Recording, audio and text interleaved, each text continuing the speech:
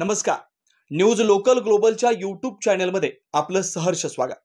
आजच्या क्राईम डायरीमध्ये लखन बेनाडे खून प्रकरणाचा आपण मागोवा घेऊया.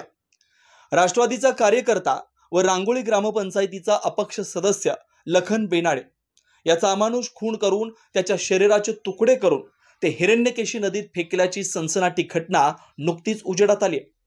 महिलांना प्रेमाच्या जाळ्यात ओढायचं, त्यांच्याशी जवळीक दाखवणारे फोटो काढायचे आणि नंतर काही तक्रार झालीच, लग्न झालं होतं असं सांगत फोटो समाज माध्यमात व्हायरल करायचे, असं व्यसन त्याला जडलं होतं. बेनाडे याच्या खुनातील संशयित महिला लक्ष्मी हिचे फोटो देखील लखन याने व्हायरल केले होते. शिवाय तिचा मानसिक छळ चालवलेला होता. पण लक्ष्मी बिथरली नाही. तिनं त्याची इन्स्टावर पोलखोल केली होती व समोर दिसल्यास त्याच्या कातड्याचं चप्पल करून गळ्यात घालण्याचा निर्धार देखील केला होता. असं आता उघड झालंय. चला तर जाणून घेऊयात नेमकं काय घडलंय. कधी काळी गृहमंत्री आर आबा यांचा जवळचा कार्यकर्ता अशी ओळख असलेल्या रांगोळीच्या लखन अण्णासो बेनाडे याचा अमानुष खून झाल्यानं रांगोळी परिसर हादरलाय.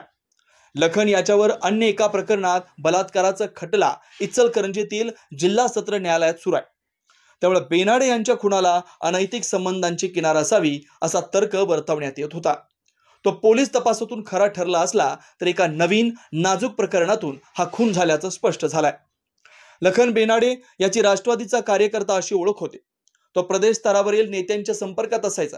शरद पवार, जयंत पाटील, आर आबा अशी दिग्गज मंडळी त्याला नावानं ओळखायची.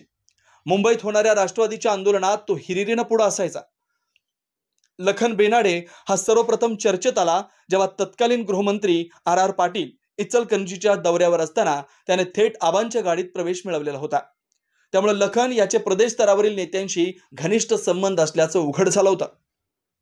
2019 मध्ये लखन बेनाडे याचे एक नाजूक प्रकरण चव्हाट्यावर आलं होतं. इचलकरंजीतील एका महिलेनं त्याच्या विरोधात गावभाग पोलीस ठाण्यात बलात्काराची तक्रार नोंदवलेली होती. महिलेच्या पतीनं त्याच्या पत्नीस लखन याने फूस लावून पळवून नेल्याचा आरोप केला होता. तर लखन याने सदर महिलेशी जवळीक दाखवणारे फोटो सोशल मीडियावर व्हायरल केले होते. त्यांनी दोघांनी लग्न केल्याचा दावा देखील केला होता.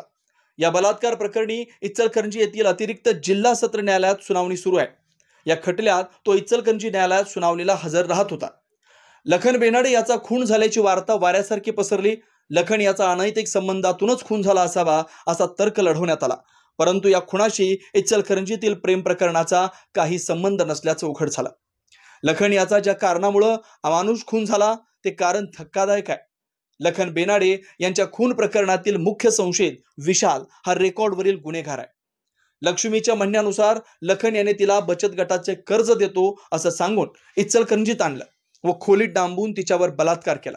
नको त्या अवस्थेतील चित्रीकरण केलं. सदरचे फोटो व्हायरल करण्याची धमकी देऊन लखन याने सोबत राहण्यास भाग पाडलं. एवढा माणूस आहे की बायकासनी फसवत फिरतोय तो.